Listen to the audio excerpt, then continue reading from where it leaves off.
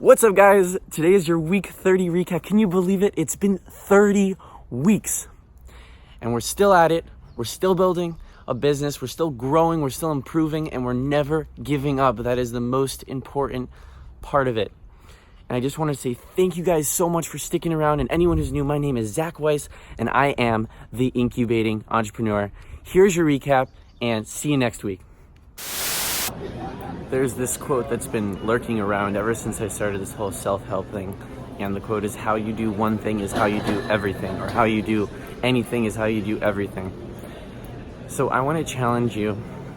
Are you like me, and when you sign receipts after going to a restaurant or somewhere like that, you squiggle a little bit and then just don't even think about it and then leave? I realized that any of the greats, anyone who's famous, do you think that they scribble their signature? No, they have a distinct signature. So I challenge you to actually put time and effort in to everything, including your signatures for things that don't even matter, because how you do one thing is how you do everything. So lately I've been journaling, and it's really began to help me start to focus again on my goals and to generally be more of a positive person. And I wanted to share with you what I've been doing. It's actually not my idea. It's this guy named Tim Ferriss. If you've ever read The 4-Hour Workweek, he has a company called The Intelligent Change, and in it he has two journals. One of them is called the 5-Minute Journal, and I kind of just ripped off what the 5-Minute Journal is, because I already had a journal. I had this, but I wasn't doing it in a specific format, and I realized the unstructured part of it was just not good. I was just brain dumping my day every single day. But I'm just going to tell you the different parts of the journal, and you can honestly just write down manually. What I do is, before I go to bed, I just write down the template for the next day. But the first thing you want to do is write 3 things that you're grateful for, because you're training yourself and you're training your mind to think positively and start to take out the positive parts of the day. So you'll become more of an optimistic, and you'll reduce the negative thoughts in your mind. The next thing is, what would make today great? So that's pretty much just setting goals. You want 3 to 5 max, and then put them in order of musts to should. So for example, on today's list, one was upload this video, which is a must. And then a maybe is kind of responding to particular emails, and I'm going to be on a flight, so downloading the course that I'm taking. I enrolled in another marketing course, so I want to just watch them on the plane. That's not it's something I'm going to do, but it's not as high priority as getting this video to you. The next is, you want to do 1 to 3 affirmations, which is just I am, and then you say something as if it's already true, and it's a quality that you want. For example, I am confident. I speak with ease. I have no issues talking to people, things like that. After that, you're going to put a separator in the piece of paper and in the half point mark. And then you're going to write, for the evening, 3 things that happened today that were amazing. And then you're going to write down the 3 things that you're proud of, essentially. And then the last thing you're going to write is, how could I have made today even better? So it's something you can improve on to focus on for the next day.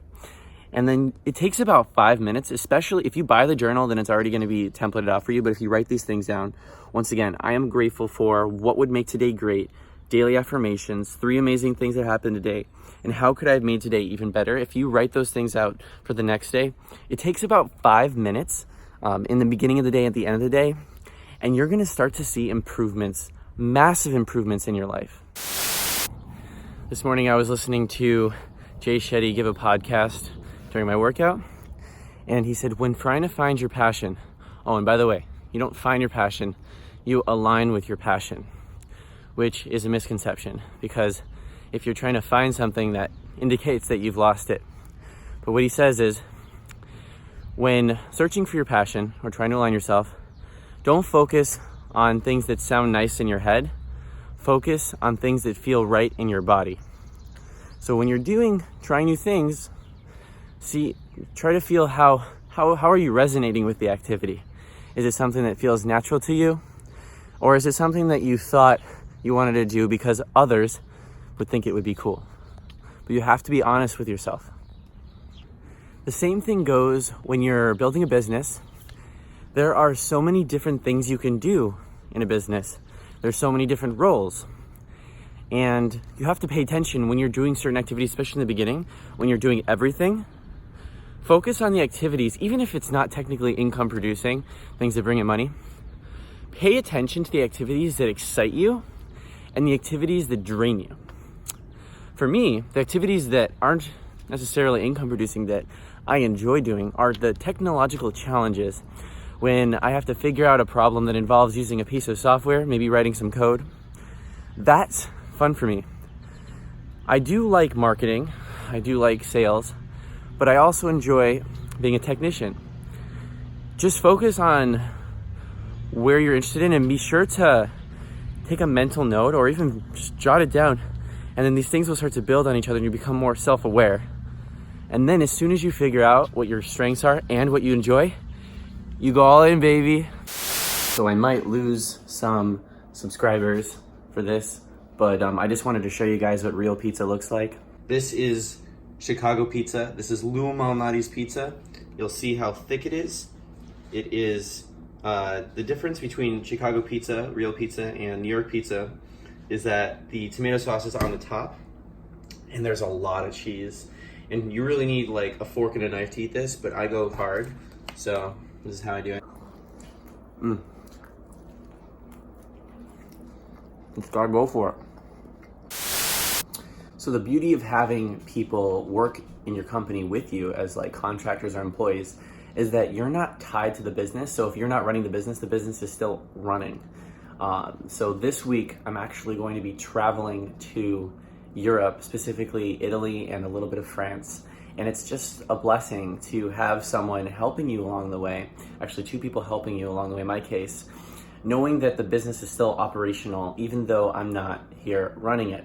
So know that if you're doing everything yourself, you're not running a business, you are a freelancer. And even if you have 1 to 2 employees, you're still not really running a business. As Grant Cardone says, you need to have an office and you need to have many employees to consider it a business, but at the same time, work on your business and in your business. This is a great example of that. So I'm really excited to be going to Italy and hopefully getting you some great content. See you then.